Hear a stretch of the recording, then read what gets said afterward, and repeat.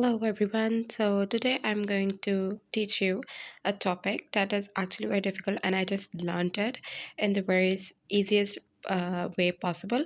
So it's mitral inflow, and anyone of you who is interested in echocardiography or is going to take exams of echocardiography is really going to need to learn this term.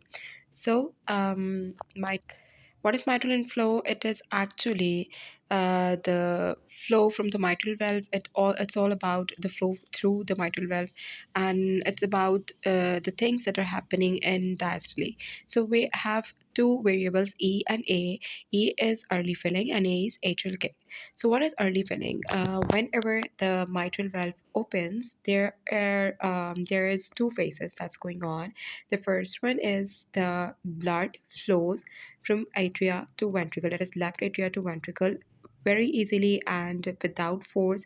That is what we call passively, from the left atria to the left ventricle. So this shows that it's early filling and it is represented by E. Now, after about 70 to 80% of the blood from the left atrium has been passed down to the left ventricle, then atria has to kick the remaining 15 to 20% of the blood, which is known as atrial kick, or it is represented by A. So normally E is more than A, or you can say whenever, of course, when the numerator is greater than the denominator, the value should be more than 1. So the A over A normally is around 1 to 1.5. Now we have three grades of diastolic dysfunction: grade 1, grade 2, and grade 3. Grade 1 is impaired relaxation. That means the LV is stiff and it's not relaxing properly that it should be. So what happens if LV is not getting relaxed properly?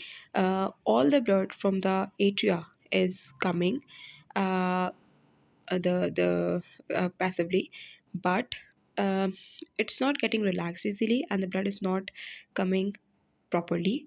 And atria has to contract, or has to increase the force, and that's make A more than E. So E is less than A and the value is less than 1. So this is what we call impaired relaxation. Now grade 2 is pseudo normal. It's the value is like the normal, as we just learned that the normal one is E is more than A. The same thing happens here in grade 2, that is E is more than A.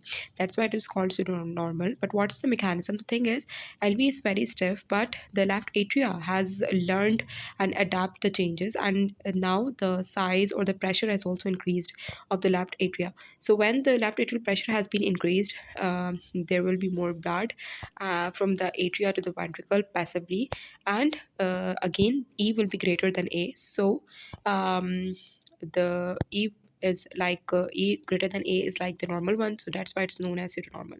The clue is E prime is low, that we will learn in our next video, hopefully. Now the grade 3 is restrictive filling, and restrictive filling is that the LV is very stiff now and the LA pressure has been increased very much. So there will be huge E and the tiny A. LA pressure is very, very high. So now E over A is more than equal to 2, because E is really high, like it's double of the previous normal values. So it's more than equal to 2, and the deceleration time will be shorter.